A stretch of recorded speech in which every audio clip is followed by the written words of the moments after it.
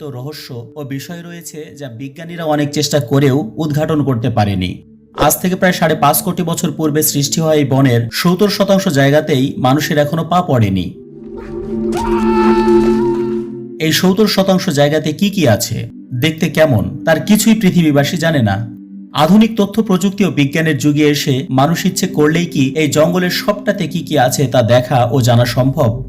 উত্তর হলো হয়তো সম্ভব, কিন্তু তা যদি করা হয় সেটা হবে মানব জাতি ও পৃথিবীর সকল প্রাণী এবং উদ্ভিদের জন্য অত্যন্ত ভয়ানক বিপদের একটি কারণ। কিন্তু কেন, কি সেই বিপদ? আপনার কি জানা আছে আমাজন বন কবে কিভাবে সৃষ্টি হয়েছে? এখানকার নদীর পানি কেন সারা জীবন ধরে ফুটতে থাকে? এখানে কেন ব্রিজ বানানো হয় না? এই জঙ্গল কতটা বড়, কতগুলো গাছ আছে, কি কি ভয়ঙ্কর ও বিষাক্ত প্রাণী এখানে আছে? এ সকল রহস্যময় প্রশ্নের সঠিক উত্তর জানতে দেখতে থাকুন মরুচরের এই পর্বটি।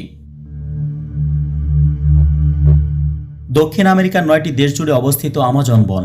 দেশগুলি হল Brazil, Peru, Bolivia, Colombia, Venezuela, Guyana, Suriname, French Guiana এবং ইকুয়েডর। এর আয়তন 70 লক্ষ বর্গ কিলোমিটার, যা 48টি বাংলাদেশের সমান বা 2টি ভারতের চেয়েও বড়। সমগ্র পৃথিবী জুড়ে যতগুলো রেইন ফরেস্ট আছে, আমাজন বন তার একাই অর্ধেকেরও বেশি। পুরো পৃথিবীর প্রাণীকুল নিঃশ্বাস নেওয়ার জন্য যে অক্সিজেন গ্রহণ করে তার 20% আসে এই জঙ্গল থেকে। পৃথিবীব্যাপী যত ওষুধ তৈরি করা হয় তার 25% কাঁচামাল জোগাড় করা হয় এখান থেকে। একই সাথে পৃথিবীতে উৎপন্ন মোট কার্বনের 20% শোষণ করে এই বন।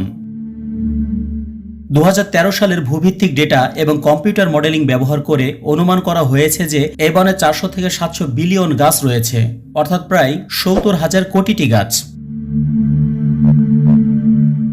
40,000 প্রজাতির গাছপালার ভেতরে রয়েছে মাংসাশী গাছ, যেমন ভেনাস ফ্লাইট্র্যাপ,